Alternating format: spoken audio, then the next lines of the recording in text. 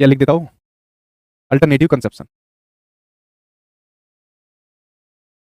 अब देखिए मेरा सवाल आप लोगों से ये है, जब आप लोग मेरे पास सीखना आए हो तो ऐसा तो है नहीं कि आप लोगों को लर्निंग के बारे में कुछ नहीं पता। आपने थोड़ा बहुत इससे पहले पढ़ा होगा, वो सही पढ़ा गलत पढ़ा मुझे उससे मतलब नहीं, थोड़ा बहुत पहले आप लोगों ने पढ़ा ना, उसके ना आधार पर आप लोग अपने आंसर देते हो, अपना अनुभव यहाँ पर शेयर करते हो। उसी प्रकार से जो छोटा बच्चा जब होता है ना, जब वो छोटा बच्चा अपने कहा जाता है, जब वो छोटा बच्चा जाता है अपने स्कूल, तो स्कूल में किसको लेकर जाता है? वो स्कूल में अपने मिसकंसेप्शन को भी लेकर जाता है, स्कूल में अपनी छोटी मोटी समझ लेकर जाता है, मत भाषा लेकर जाता है, अपने मिसकंसेप्शन लेकर भी जाता है। इसलिए तो कहा जाता है बच्चा कोई कागज के समान नहीं होता, ब्लैंक पेपर के समान नहीं होता। इन चीजों को बच्चा स्कूल में लेकर जाता है। तो बच्चे मिसकंसेप्शन लेकर गया अपने स्कूल के अंदर। मिसकंसेप्शन जैसे क्या होते हैं, आपने देखा होगा कि जैसा भी वो है, क्या नाम है, मान लीजिए क्रिसमस डे आ रहा है, तो क्रिसमस डे के अंदर क्या होता था कि हमारे घर वाले भी दोस्त यार ये बताते थे कि जैसे वो जो सेंटा क्लॉथ होता है ना, तो रात के टाइम आएगा, तो रात के टाइम आएगा तुमको गिफ्ट देके जाएगा, तुम्हारे तकिए के नीचे कुछ गिफ्ट रख देगा। ठीक है, तो हमारे मिसकंसेप्शन होते थे। तो जैसे हमसे पूछा कि भाई क्रिसमस डे पर क्या होता है, तो बच्चा तुरंत कहता है जी सेंटा क्लॉथ आता है और हमको गिफ्ट देकर जाता है। ठीक है, जैसे आप लोगों ने देखा होगा कि जैसे बच्चे के आगे के दूध के दांत टूटते हैं, ठीक, तो जब बच्चे को दूध के दांत टूट जाते हैं तो घर वाले उसको क्या बताते हैं, ओह तेरे दांत को चूहा ले गया, चूहियां लेगी तेरे दांतों को। और वो दूध के दांत है, वो दूध के दांत जब वो दांत जाते हैं तो उसके बाद स्थायी दांत यानी कि जो पक्के दांत है वो आते हैं। बट वो एक कह सकते हैं कल्चरल तौर पर एक बात चलती है कि नहीं भाई मतलब चूहा ले गया उसमें, यहाँ पर जैसे पेट में भूख लगी तो कहते हैं भाई चूहे तोड़ रहे हैं। अब बच्चा स्कूल में बच्चे से पूछा कि जैसे मान लीजिए दांत का कंसेप्ट पढ़ा रहे हैं और दांत के टाइप्स पढ़ा रहे हैं और दांत का बता रहे कि भाई दांतों में टूटने की क्या वजह है, तो बच्चा कहेगा मुझे पता है सर क्या वजह है, टीचर कहेगा बताओ क्या वजह है, कि सर दांत टूटने की वजह होती है वो चुईयां रात को आती है और हमारे दांत को लेकर चली जाती है। अब उस टीचर को ऐसी हालत में क्या करना चाहिए, उसको डांटना धमकाना चाहिए, पनिशमेंट करना चाहिए, उसको अप्रिशिएट करना चाहिए, देखिए उसको आराम से उसको समझाना चाहिए। और ये जो मिसकंसेप्शन होते हैं इसको भी बड़ा महत्वपूर्ण एक प्रोसेस मानना चाहिए। क्या मानना चाहिए, इसको भी बड़ा एक इंपॉर्टेंट प्रोसेस यहाँ पर मानना चाहिए, महत्वपूर्ण प्रक्रिया माननी चाहिए, क्योंकि ये भी टीचिंग लर्निंग प्रोसेस का एक हिस्सा होता है। किसका? टीचिंग लर्निंग प्रोसेस का। जो टीचिंग लर्निंग प्रोसेस होता है, शिक्षण अधिगम प्रक्रिया होती है, उसका महत्वपूर्ण अंग है, उसका एक इंपॉर्टेंट पार्ट होता है। क्या क्या इंपॉर्टेंट पार्ट होता है? वो आपका ये भी होते हैं, मिसकंसेप्शन होते हैं और उसके साथ साथ में आपकी जो गलतियां होती है, ठीक है, जो एरर्स होते हैं, मिस्टेक्स होती है, ये भी बड़ा महत्वपूर्ण हिस्सा होता है।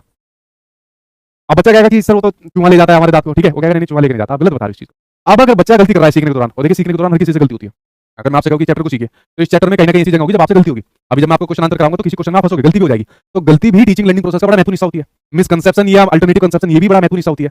कोई दुनिया में ऐसा व्यक्ति है नहीं जो गलती ना करता हो लर्निंग के दौरान। क्या आपने देखा किसी से गलतियां ना होती हो? आप कोई भी चीज सीखिए, आप पढ़ाई करना सीखिए, आप गाड़ी चलाना सीखिए, आप कोई एक्टिविटी करना सीखिए, आप कोई स्किल सीखिए, तो भाई इसमें गलती जरूर होती है। बिना गलती के कोई भी व्यक्ति किसी चीज को नहीं सीख पाएगा। तो अगर आपसे गलतियां हो रही है तो ये गलतियां ये दर्शा रही है कि आपका टीचिंग लर्निंग प्रोसेस अच्छा चल रहा है, आपकी सीखने सिखाने की प्रक्रिया सुचारू रूप से चल रही है और आपका लर्निंग का ग्राफ बढ़ता जा रहा है, क्योंकि गलतियां वही करता है जो सीख रहा होता है, और जो सीख नहीं रहा होता तो उससे गलतियां भी नहीं होगी। इस वाली बात को आपने ध्यान से समझा, ठीक है। तो ये मिसकंसेप्शन हो गए। जैसा भी एक सीटेट के एग्जाम में क्वेश्चन पूछा गया था इसके बारे में, नाइव अंडरस्टैंडिंग के बारे में, कि बारिश के से संबंधित क्वेश्चन पूछा गया था, रेन से संबंधित, बारिश से संबंधित। तो एक लड़की थी, मुझे नाम ध्यान नहीं आ रहा उसका, एग्जामिनर ने क्या नाम दिया था, तो उससे जब बारिश के बारे में क्वेश्चन पूछा तो उसने कहा कि वो सर जो है ना भगवान जी जो है ना थक गए हैं उसको पानी को बाल्टियों को लाद लाद कर, तो इसलिए बारिश करवा देते हैं, जब मैं बाल्टी के माध्यम से नहीं फेंकूंगा पानी के बारिश के माध्यम से पानी दे दिया करूंगा। उसको किसी ने बता दिया होगा कि भगवान जी बारिश करते हैं बाल्टियों में लाद लाद कर देते थे। तो उसकी नाइव अंडरस्टैंडिंग है, ये उसकी एक सहज है, समझ है, ठीक है, जो उसके समाज संस्कृति के अंदर होगी, या उसने एक मिसकंसेप्शन यहाँ पर बना लिया। ठीक है, जैसे मान लीजिए कभी मैं बचपन के अंदर उसको देखता था चांद को, मून को, तो जब मैं उसको ध्यान से देखता था तो मुझे उसमें कुछ पिक्चर्स बनी आती थी। अच्छा आप में सही है किसी को पिक्चर्स बनी हुई, चांद को देखने पर पिक्चर्स बनी, कभी कभी ऐसा लगता था महाभारत के अंदर जैसे कृष्ण जी और अर्जुन की फोटो आ रही है, ठीक है, तो कभी कुछ लगता था। अब मून का चैप्टर पढ़ा रहा है टीचर बच्चों को, और टीचर ने बच्चों से पूछा कि बेटा आप मून के बारे में क्या जानते हो, तो कहेगा जी हाँ जानते हैं, रोज रात को देखते हैं हम तो मून को। अच्छा कैसा दिखता है, तो बच्चा बता देगा कि थोड़ा थोड़ा सर्कल सा दिखता है, दिन में तो नहीं दिखता, रात में दिखता है। अच्छा क्या दिखता है उसमें, बच्चा कहेगा जी उसमें तो अर्जुन की और कृष्ण जी की फोटो दिखती है महाभारत वाली की, ठीक है। तो ये बच्चे की समझ को दर्शा रहे हैं, भले ही इसकी भोली भाली अवधारणा हो, ध्यान रखना, भले ही ये बच्चे की भोली भाली अवधारणा हो, भले ही ये बच्चे की क्या हो, भोली भाली उदाहरण है, भोली भाली कंसेप्ट हो, इसको भी आपको बड़ा महत्वपूर्ण मानना है। ये नहीं कहना टीचर की तरह से हाँ तुझे दिख रहा है उसमें अर्जुन और कृष्ण, तेरे चाचा और पापा ने दिखे उसमें, ऐसी बात नहीं कहनी चाहिए, ठीक है। तो ध्यान रखना इस वाली बात को जब यहाँ पर लर्निंग की बात होती है। अच्छा आपको किसी की पिक्चर दिखी उसमें? इसमें मुझे भी दिखाया सर जी पिक्चर, क्या आप किसकी पिक्चर दिखी आपको? रेबिट सा दिखता है सर मुझे, मतलब खरगोश दिखता है उसमें, चांद में बुढ़िया झाड़ू लिए हुए बैठी हुई दिखती है, गरिमा कह रही है, बादल में दिखता है सर जी। आपका ऑफिस का है सर जी, दिल्ली में है भाई, ठीक है। मुझे एक दिन सर जी हनुमान जी की फोटो दिखी थी, ठीक है, वेरी गुड भाई। कितने कितने की दिखी है, चरखा भी दिखाया है, ट्री भी दिखाया है, अपनी शकल नहीं दिखी उसके अंदर, ठीक है। तो ये क्या होता है जो यहाँ पर बच्चे के, जो मैंने आपको बताया कि जो मिसकंसेप्शन होते हैं या जो सीखने के दौरान उसकी जो गलतियां होती है बड़ी महत्वपूर्ण होती है, इसलिए गलतियों पर पनिशमेंट ना देकर उसको डिमोटिवेट ना करके उसको मोटिवेट करना चाहिए और इन गलतियों को स्टेप मानकर आगे की प्रक्रिया उसको यहाँ पर सिखानी चाहिए। समझ गए भाई आप लोग इस बारे में? यूनिवर्सल लर्निंग सार्वभौमिक है, कोई व्यक्ति कहीं भी सीख सकता है। अभी आप लोग मेरी वीडियो देख रहे हो, मुझे क्या पता आप कहाँ पर बैठे हो, कुछ बच्चे क्या पता टेबल पर रखकर मेरे फोन को या लैपटॉप को वीडियो देख रहे हैं, क्या पता कुछ अपने किचन के अंदर खाना भी बना रही हो वीडियो को देख रही है, क्या पता कोई बाथरूम में बैठकर वीडियो को देख रहा है, क्या पता कोई अपना खेतों में कुछ काम कर रहा है साथ में मेरी वीडियो पड़ी है। अब मुझे क्या पता तुम कैसे लर्निंग कर रहे हो? तो लर्निंग सार्वभौमिक है, कोई दिल्ली का बच्चा है, यूपी का बच्चा है, बिहार का बच्चा है, राजस्थान का है, हरियाणा का है, झारखंड का है, असम का है, बंगाल का है, ठीक है, महाराष्ट्र का है, तो मुझे क्या पता भाई, आप कोई भी सीख सकते हो, आप कहीं के भी हो, किसी भी जगह के हो और किसी भी प्रकार से सीख रहे हो तो आप लर्निंग कर सकते हो। तो लर्निंग यूनिवर्सल है, सार्वभौमिक है। सर जी मैं बेड पर पड़ा हूँ, वाह, ठीक है, ये बढ़िया था सर जी, धान के खेत में, ठीक है, वाह भैया, कदम का पेड़, बिहार से सर जी, पेड़ पर देख रहे हैं, पेड़ पर देख रहे हो मतलब पेड़ के नीचे बैठ के देख रहे हो ना गधे, पेड़ पर बैठे कैसे देख लोगे, ठीक है, बाथरूम में तो नहीं बैठा कोई सर। चलो भाई समझिए आप लोग इसके बारे में। देखिए अगली बात करते हैं, जो लर्निंग होती है नेगेटिव भी होती है और पॉजिटिव भी होती है। अब नेगेटिव कैसे होती है, जैसे मान लीजिए किसी को बुरी संगति लग गई, किसी को बुरी संगति पड़ गई और बुरी संगति के अंदर मान लीजिए वो स्मोकिंग कर रहा है, तो लर्निंग कैसी होगी, वो लर्निंग नेगेटिव होगी। तो उसका दोस्त कहेगा अरे हटा यार मुझे सिगरेट पीना ही नहीं आता, देख मैं ऐसे सिगरेट पीऊंगा और ऐसे छल्ले बनाऊंगा धुए के, तो कहेगा मुझे तो आता नहीं छल्ले बनाने धुए के, मुझे तो खाली बस सिगरेट पीना आता है, कहेगा मैं सिखाता हूँ, देख ऐसे खींच और इस तरीके से छोड़, ऐसे छल्ले मिलेंगे। तो वहां पर भी कोई ना कोई व्यक्ति लर्निंग कर रहा होता है, बट कैसे कर रहा होता है, नेगेटिव कर रहा होता है कि इस प्रकार से स्मोकिंग करनी है, छल्ले बना के स्मोकिंग करनी है, धुएं के यहाँ पर छल्ले बनाने हैं, तो नेगेटिव आपकी लर्निंग आपकी नेगेटिव भी हो जाती है, और पॉजिटिव तो आपकी होती है। जैसे आप लोग यहाँ पर पढ़ना है तो पॉजिटिव लर्निंग करो, क्यों? क्योंकि आपको एग्जाम यहाँ पर पास करना है। समझिए भाई आप लोग इसके बारे में। लर्निंग एडेप्टेशन अनुकूलन में हेल्प करती है, ये पॉइंट मैंने भी आपके सामने शेयर करा था। इंप्रूवेबल एबिलिटी होती है, यानी कि सुधारात्मक योग्यता होती है, सुधारात्मक योग्यता होती है।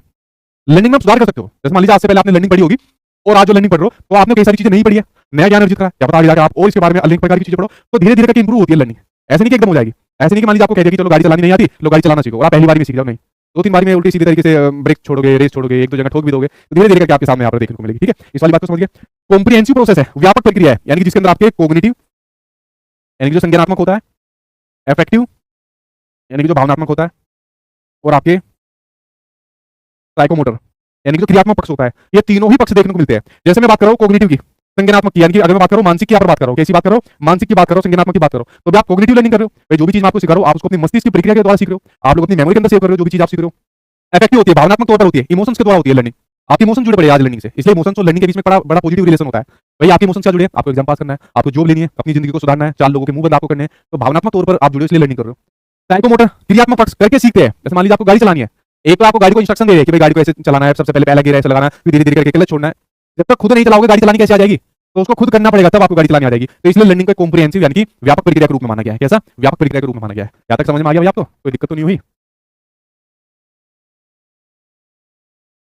ये जितनी भी विशेषताएं ना लर्निंग के बारे में, मैंने कहा ना कहीं भी किसी भी टीचिंग एग्जाम में बैठ जाना, यहाँ पर भी जो चैप्टर मैं आपको पढ़ा रहा हूँ इससे बाहर नहीं जाएगी। ठीक है,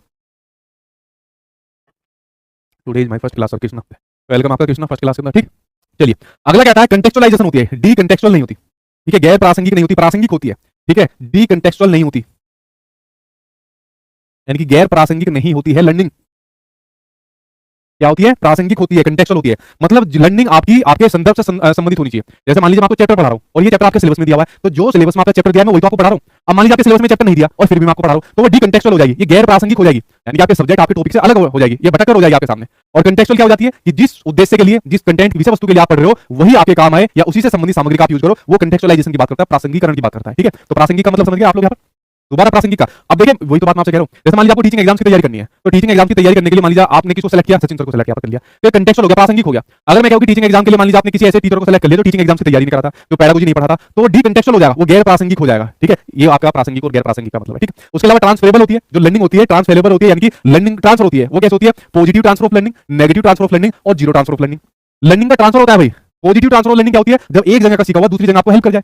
जैसे मान लीजिए आपने देखा होगा बहुत से लोगों को साइकिल चलानी आती है, तो उनको बाइक चलाने में दिक्कत नहीं होती, क्योंकि जब उन्होंने साइकिल एक जगह चलाई तो उनको बैलेंस बनाना आ गया, और जब वो बाइक चलाते हैं या स्कूटी चलाते हैं तो वहां पर वो बैलेंस उनका पहले से बना रहता है, बस उसको थोड़ा सा समझ के चलाना होता है। तो जब एक जगह का सीखा हुआ दूसरी जगह में आपको हेल्प करे, जैसे लर्निंग आप यहाँ पर पढ़ रहे हो और यही किसी दूसरे एग्जाम में भी आए, तो एक जगह का सीखा हुआ दूसरी जगह आपको हेल्प करे, तो पॉजिटिव ट्रांसफर ऑफ लर्निंग होता है। ठीक है, उसी प्रकार से नेगेटिव ट्रांसफर ऑफ लर्निंग क्या होता है कि जब एक जगह का सीखा हुआ दूसरी जगह में आपको नुकसान पहुंचाए। जैसे मान लीजिए आप यहाँ पर लर्निंग का चैप्टर पढ़ रहे हो और आगे जाके किसी एसएससी के एग्जाम की तैयारी कर रहे हो, वहां पर नहीं आना, फिर भी आप पढ़ रहे हो, तो यहाँ का पढ़ा हुआ उस एग्जाम में वो हेल्प आपको नेगेटिव कर जाएगा, क्योंकि वहां के सिलेबस में ही नहीं। उसके अलावा जीरो ट्रांसफर ऑफ लर्निंग, जहां पर एक जगह का सीखा हुआ दूसरी जगह में ना तो आपको कुछ नुकसान पहुंचाए और ना ही कुछ आपको हेल्प करे, तो ये क्या होती है? लर्निंग होती है जो ट्रांसफरेबल होती है, यानी कि लर्निंग का ट्रांसफर होता है, चाहे पॉजिटिव नेगेटिव जीरो वो अलग बात है, लेकिन ट्रांसफरेबल होती है। गोल डायरेक्टेड होती है, यानी कि जो आपका गोल होता है, टारगेट होता है, जो आपका उद्देश्य यहाँ पर होता है, उसके अनुरूप लर्निंग होती है। भाई आपका गोल क्या है? आपको अपना एग्जाम पास करना है, तो एग्जाम पास करने के लिए आपके सिलेबस के अंदर लर्निंग का चैप्टर है, तो लर्निंग जो होती है गोल डायरेक्टेड होती है। ठीक है, यानी कि आपको गोल को अचीव करने में, उसको प्राप्त करने में आपकी हेल्प यहाँ पर करती है। ठीक है, जो लर्निंग यहाँ पर होती है। ठीक, और अगली बात करते हैं जो अनलर्निंग है। देखिए अनलर्निंग भी जो है ना लर्निंग का एक पार्ट होता है, अनलर्निंग लर्निंग का ही एक पार्ट होता है। अब देखिए जो भी व्यक्ति कोई सीखता है, तो मैंने कहा सीखने के दौरान उससे गलतियां होती है। ठीक है, और कुछ गलत तरीके से सीख लेता है। जैसे मान लीजिए मैं जैसे मैं एक एग्जांपल लेता हूं, जैसे मैंने बाइक चलानी सीखी थी स्कूल टाइम के अंदर, तो जब आपको आती है, ज्यादा लोगों को बाइक चलानी है, स्कूटी चलानी कितनों को आती है, तो देखिए जब बाइक चलाते हैं तो जब बाइक को रोकना होता था, तो बाइक को रोकते टाइम में क्या काम करता था? ब्रेक नहीं मारता था, पहले रेस पर अपना उस पर जो क्लच होता है उस पर पैर रखता था, गियर चेंज करता था, तो बाइक की स्पीड और तेज हो जाती थी और फिर ब्रेक मारता था उसका। तो मैं हमेशा ये करता था, मैंने यही सीखी थी बाइक चलाने के दौरान, जबकि तरीका गलत होता है।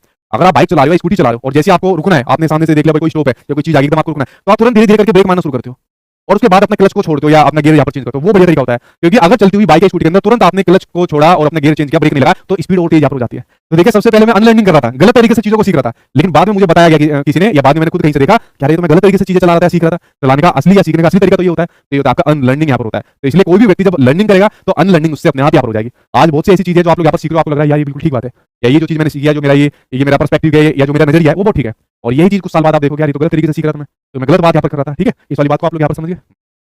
मुझे नहीं आती सर जी, कोई बात नहीं, जिनको आती है वो इस वाली बात को समझ गए होंगे। इसलिए अगर आपको कभी एकदम बाइक रोकनी है या स्कूटी रोकनी है तो तुरंत ब्रेक लगाना शुरू यहाँ पर क्या करो, ठीक। बात करते हैं अगली, एक सोशल प्रोसेस होता है, यानी कि एक आपकी सामाजिक प्रक्रिया होती है।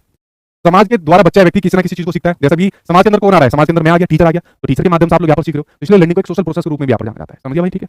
हाँ ठीक है, आगे देखते हैं। लर्निंग एक्टिवनेस, सक्रियता पर आधारित है, पैसिव नहीं होती। पैसिव नहीं होती लर्निंग, ध्यान रखना, निष्क्रिय होती है।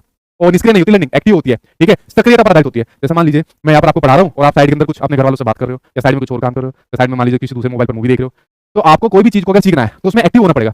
जैसे मैंने बताया, बाइक चला रहे हो, स्कूटी चला रहे हो, आप एक्टिव, आपका पूरा ध्यान वहां पर है चलाने के दौरान, पूरे टाइम रोड पर, और ध्यान कहीं और है, गाने सुन रहे हो, थक जाएगी वहां पर। तो पैसिव नहीं बनना लर्निंग के दौरान, निष्क्रिय नहीं बनना, एक्टिव होकर सीखना आपको यहाँ पर चीजें, ठीक है, समझ गए भाई। अगला कहता है लर्निंग एक आपका प्रोसेस होती है, ठीक है, यानी कि लर्निंग एक आपकी प्रक्रिया होती है भाई, प्रोडक्ट यानी कि उत्पाद नहीं होती। देखो ध्यान से सुनना, अभी आप लोग अपने एग्जाम की तैयारी कर रहे हो, तो भाई सबसे पहले आप क्या काम करो, भाई मेरे सिलेबस के अंदर ये मेरे सब्जेक्ट है, उन सब्जेक्ट को पढ़ रहे हो, फिर उन सब्जेक्ट के अंदर आप देख रहे हो कि इसके अंदर कौन कौन से चैप्टर है, फिर उन चैप्टर को पढ़ रहे हो, फिर उसके अलावा आप लोग क्या काम करो, मॉक टेस्ट की प्रैक्टिस कर रहे हो, फिर और प्रीवियस ईयर के क्वेश्चन लगा रहे हो, और तब जाकर आप लोग अपने एग्जाम को पास कर रहे हो। तो ये आपने प्रक्रिया के थ्रू यहाँ पर चीजों को सीखा। एक है प्रोडक्ट के थ्रू, सीधा एग्जाम में गए, किसी ने आपको पेपर सोल्व करके वही का वही दे दिया, ले भैया सारे आंसर है, चीट दे दी, लगा जानता है, तो प्रोडक्ट है। तो क्या इसमें लर्निंग कर पाओगे? क्या सर पेपर तो पास हो जाएगा, वो तो कर लोगे, ठीक है, अगर सही नकल मिल गई तो, लेकिन क्या सीख पाओगे? उसमें कोई सीख नहीं पाता, उसमें सिर्फ एक प्रोडक्ट के रूप में लर्निंग आती है, ठीक है, यानी कि सीधा आपके पास में कोई नकल आई, आपने उसको टिक मार के लगा, पेपर पास हो गया, लेकिन इस प्रक्रिया के थ्रू जब आप गुजरे तो वहां पर आपकी लर्निंग हुई। इसलिए लर्निंग ऐसी होती है, आपकी एक प्रोसेस होता है, ना कि प्रोडक्ट होता है, ठीक है। हाँ बिल्कुल, मेजर हटी दुर्घटना घटी, बिल्कुल ठीक sir, I can know it's buffering. अच्छा एक बार आप अपना नेट चेक कर लीजिए, आपकी ठीक हो जाएगी, ठीक है।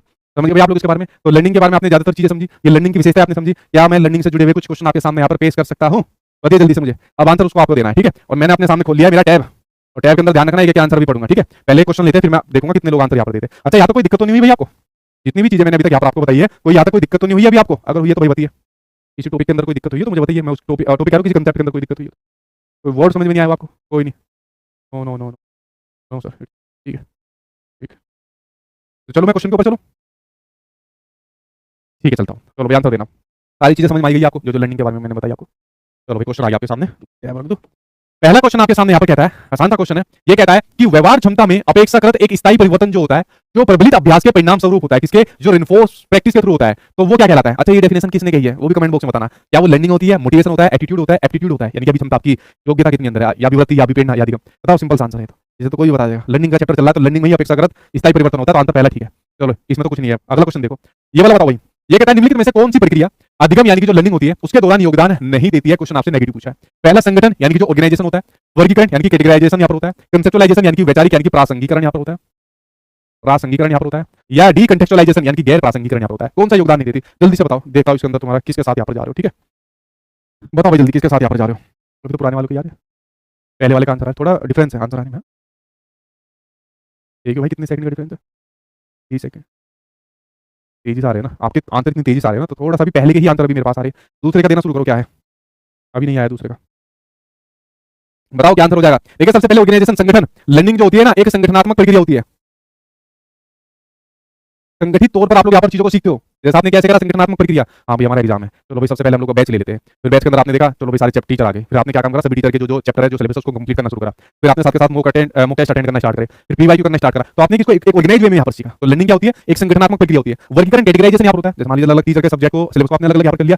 कंसेप्चुअलाइजेशन यहाँ पर, अच्छा ये कंसेप्चुअलाइजेशन है, ठीक है, क्या है कंसेप्चुअलाइजेशन यहाँ पर है, कौन सी कंसेप्चुअलाइजेशन है, ठीक है, तो ये भी होती है, डी कंटेक्चुअलाइजेशन नहीं होती, कंटेक्चुअलाइजेशन होती है। तो ये आपका आंसर नेगेटिव है, और नेगेटिव का भाई आंसर आपका फोर्थ यहाँ पर सही हो जाएगा। और कितने लोग फोर्थ के साथ यहाँ पर जा रहे हैं उसके ऊपर देखते हैं, ठीक है। पल्लवी कुमारी, रोहित, मुनव्वर हुसैन, चंदन बाबू, ज्योति कुमारी, प्रिंस कुमार, सन्नी ने गलत आंसर दिया, सन्नी गिन्नी, बाकी सब लोग फोर्थ के साथ जा रहे हैं। अनु ने दिया है, सोनू अंसारी ने दिया है, पूर्णिमा कौशिक ने डी दिया है, जितेंद्र कुमार ने भी डी दिया है, सुरेश कुमार ने डी दिया है, वैभव आनंद ने डी दिया है, जेबा सैयद ने ए दिया, जेबा एक आस हो गया। ये तो संगठनात्मक प्रक्रिया होती है लर्निंग, ध्यान लगाओ जेबा इसके ऊपर, ठीक है। तमन्ना सिंह ने 2 दिया, तमन्ना 2 कहां से लग गया, वर्गीकरण। डी कंटेक्चुअलाइजेशन का होता है तो बताया, लर्निंग कंटेक्चुअलाइजेशन होती है, डी कंटेक्चुअलाइजेशन नहीं होती। इस बार जो आंसर गलत बताओगे ना, इस बार फटकार पड़ेगी। अगला क्वेश्चन देखते हैं, अगले के ऊपर नजर डालो।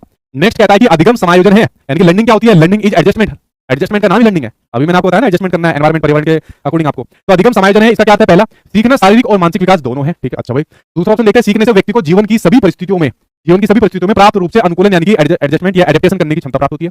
तीसरा सीखना वह है जहां समूह गतिविधि होती है, यानी कि ग्रुप में एक्टिविटीज होती है, जिसके माध्यम से व्यक्ति का मन जानबूझकर या अनजाने में प्रभावित होता है। चौथा कहता है सीखना पर्यावरण में वस्तुओं और व्यक्तियों द्वारा संशोधन एवं पुनः संशोधन के माध्यम से यहाँ पर होता है। बताओ भाई लर्निंग एक एडजस्टमेंट है, इसके बारे में क्या विचार है आपके, क्या कहना चाहोगे, जल्दी से मुझे आप लोग यहाँ पर बताइए।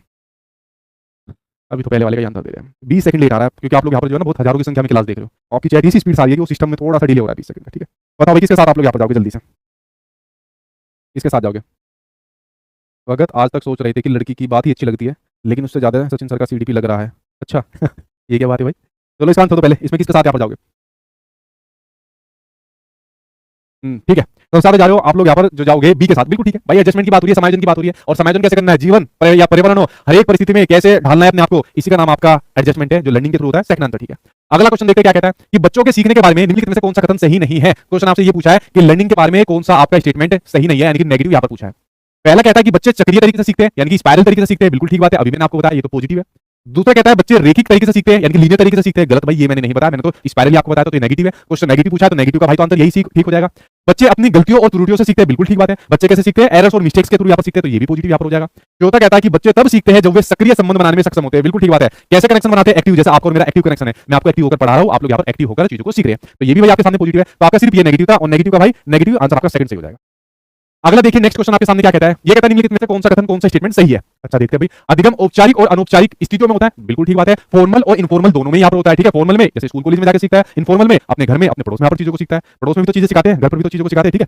तो ये तो बात बिल्कुल ठीक है भाई, पॉजिटिव है। दूसरा कहता है अधिगम व्यवहार को संशोधित यानी कि मॉडिफिकेशन या उसका परिवर्तन की यहाँ पर बात करता है, बिल्कुल यहाँ पर बात करता है, ये भी ठीक है आपका। अधिगम पर्यावरण के साथ बातचीत की एक प्रक्रिया है, यानी कि पर्यावरण के साथ एडजस्टमेंट की एक प्रक्रिया है, इसके साथ इंटरेक्शन की एक प्रक्रिया है, बिल्कुल ठीक बात है। इंटरेक्शन लर्निंग के माध्यम से पर्यावरण के बीच में होता है, ये तो तीनों ही ठीक है भाई। क्या है? पहला, दूसरा, तीसरा, ये तीनों ही यहाँ पर ठीक हो जाएंगे, तो बिल्कुल ठीक आंसर आप लोग यहाँ पर दे रहे हो। अब हमारा सिर्फ लास्ट क्वेश्चन बचा है, और लास्ट क्वेश्चन के बाद लर्निंग के बारे में जो मैंने आपको इसकी डेफिनेशन, इसकी विशेषता बताई, सबसे महत्वपूर्ण इसकी विशेषता है, वो आपको सभी पता लग गई होगी। अब लास्ट क्वेश्चन का आंसर दीजिए, और इसके खत्म होने के बाद अपना बताना कितना स्कोर बना है।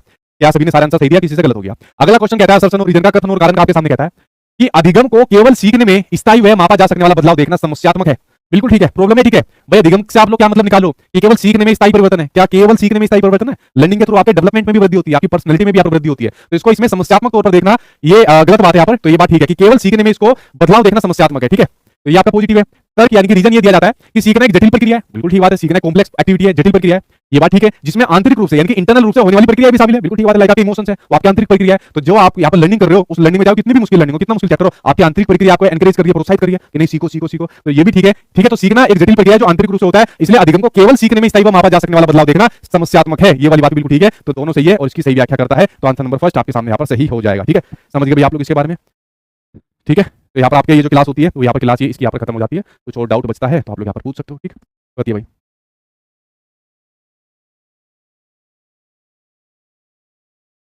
देख ले, ठीक है भाई, यहाँ पर आपकी हो गई ये क्लास। बताओ जल्दी, वैसे तो ये आपके कमेंट ही यहाँ पर पीछे आ रहे हैं। बताओ भाई, बताओ बताओ, ठीक है, कोई दिक्कत नहीं है आपको? ठीक है, रिफ्रेश करके कितने ठीक हुई आज की क्लास के अंदर? क्या कुछ प्रॉब्लम हुई? कोई ऐसा वर्ड, ऐसा टॉपिक इसके अंदर, सब टॉपिक आपको कोई ऐसा था जो समझ में नहीं आया हो, आप लोग मुझे उसके बारे में बताइए। और यहाँ पर आपका लर्निंग का जो चैप्टर है वो मैंने यहाँ पर आपका कंप्लीट करा दिया, ठीक है। वो भी आप लोग साथ के साथ मुझे बताइए, ठीक है। ये भाई लिख ले कि भाई एप्लीकेशन वालों को भेज देना, ये मुझे 20 सेकंड से भी ज़्यादा का डिफरेंस लग रहा है। मैं करा रहा हूँ, मान लो 5वां क्वेश्चन आ रहे हैं उनके अभी तक चौथे के आंसर, भेज दे एक बार, ठीक है। कितने लोगों के कितने ठीक हुए वो भी जल्दी जल्दी मुझे बताइए, जल्दी बताओ जल्दी से, ठीक है। सर मेरा अभी तक तैयारी स्टार्ट नहीं हुआ है, फर्स्ट वीडियो देख रहा हूँ। अरे टेंशन मत लो, ठीक है, आपके नंबर पास होगा, ठीक है, टेंशन मत लो। कान भारती सभी के मैसेज देख रहा हूँ, इतनी तेजी से मैसेज आ रहे हैं ना, हमारे और आपके मैसेज में 20 सेकंड का डिफरेंस बन गया। अगर मैं मान लीजिए छठा क्वेश्चन करा रहा हूँ तो मुझे 5 के आंसर दिख रहे हैं, ठीक है। तो ये बच्चे जब इतने ज़्यादा आ जाते हैं तो उसमें क्या करें भाई, है एप्लीकेशन है। क्लास नोट्स की पीडीएफ आपको साथ के साथ मिलती जाएगी अभिमन्यु, टेंशन मत लीजिए, ठीक है। सारे सही है, चलो कोई डाउट तो नहीं आया? हाँ दिख रहा है, कविता देवी आपको भी चैट दिख रहा है, वेरी गुड भाई। सभी के ज़्यादातर आंसर ठीक थे, इसका मतलब लर्निंग के बारे में आपने बहुत अच्छी तरीके से आज पढ़ा, और एक एक क्वेश्चन को आपने बहुत अच्छी प्रकार से यहाँ पर सोल्व किया, ये देखकर मुझे अच्छा लगा, क्योंकि पेपर को जितना भी हो सके उसको समझ समझ कर आपको करना है, डेप्थ में समझना है, किसी भी कंसेप्ट को डेप्थ में आपको जाकर उसको समझना है। हाँ ठीक है, ठीक है ललन भाई, वेरी गुड। कोई डाउट आपके नहीं बच रहा है ऐसा कुछ भी, ठीक है। चलो भाई, यहाँ पर आपकी क्लास खत्म हो जाती है, इसको रिवीजन कर लेना, क्लास कैसी लगी ये भी साथ के साथ देखते जाना, टेंशन मत लेना, जितनी भी चैप्टर आपको पढ़ाता जा रहा हूँ सब समझ में आएंगे, बस इसको गहराई से समझते जाना। अगर थोड़ा एक्स्ट्रा भी चीज़ आपको करा रहा हूँ तो कोई दिक्कत मत लेना, आपके काम ही आएगी, एक्स्ट्रा पढ़कर कुछ नुकसान नहीं हो जाएगा, एक्स्ट्रा लर्निंग से कुछ दिक्कत नहीं हो जाएगी, ठीक है। चलो भाई, मिलता हूँ आपसे नेक्स्ट क्लास में, और तब तक आप इसको रिवाइज कर लेना।